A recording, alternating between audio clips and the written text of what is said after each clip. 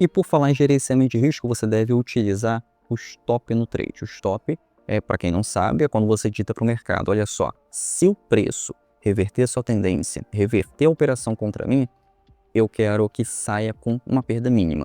E você deve utilizar o stop em todas as suas operações. Aquela história que o swing trader vai operar sem stop e vai esperar ter uma nova tendência, ficar lá posicionado no preço, isso daí para mim não tem nenhuma validade, não é assim que funciona, pelo menos para mim no mercado. Para você estar funcionando e você realmente vive do mercado hoje em dia é bacana. Eu particularmente não conheço ninguém que viva de swing trade sem utilizar o stop na operação.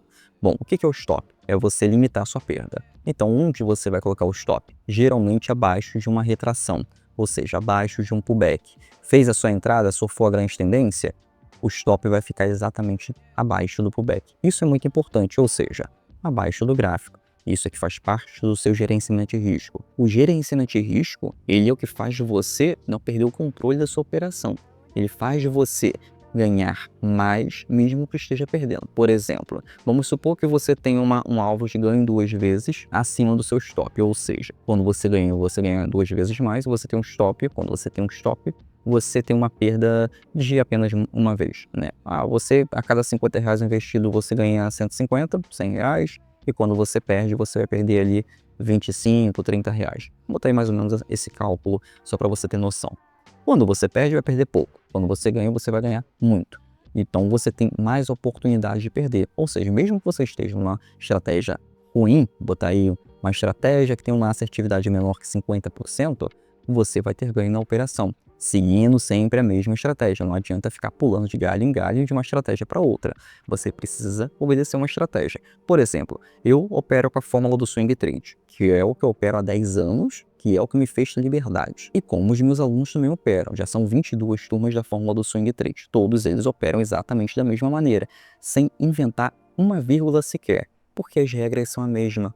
O mercado não muda. Aliás, o mercado muda, as notícias mudam, mas os padrões de gráficos sempre se repetem. Se você pegar um gráfico que tem mais de 5 anos, um gráfico diário, um gráfico de 4 horas, vai ver que os padrões sempre estão se repetindo. Vai aparecer pullback na tendência, vai aparecer ombro, cabeça, ombro na reversão, e raramente você vai operar por um candle. Na verdade, eu nunca operei por candle. Todas as vezes que eu operei somente com sinal de entrada, por um motivo, que seria um único candle, engolfo de alta, engolfo de baixa, martelo invertido, todas as vezes que eu fiz isso, eu perdi dinheiro no mercado. Isso, lógico, lá no início. Por quê? Quando você opera com candle, geralmente a assertividade não passa de 23%. E quando eu falo operar por candle, não é você operar pelo conjunto de candles, é você querer operar por um único candle. Esse candlezinho aqui é um candle de decisão, vou entrar vendido. Aí o preço vai lá e continua subindo. Vale a pena operar por um candle? Não vale. Então, quando você opera por um conjunto de candles, ou seja, você tem o padrão completo formado, aí sim vale a pena. Para formar, por exemplo, um padrão de pullback como esses aqui, são necessários aí pelo menos 13 candles para formar um padrão desse aqui, um tempo gráfico diário. Tempo gráfico de 4 horas geralmente é formado aí um pouquinho menos, cerca de 10 candles. Mas no tempo gráfico semanal vai ter candles muito maiores aí para você operar. O tempo gráfico semanal, só para você ter uma ideia, que eu gosto muito de operar, é o gráfico mãe para você ter uma assertividade mais alta no mercado. Ele dita a tendência, mostra para o trader a tendência.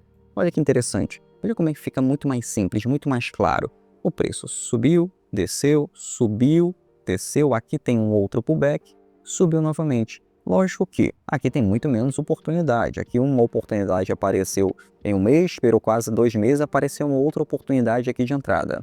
Mas o ganho ele é muito maior quando você opera com o tempo gráfico semanal. Mas você não deve operar somente pelo tempo gráfico semanal. Você tem que operar também com o tempo gráfico diário.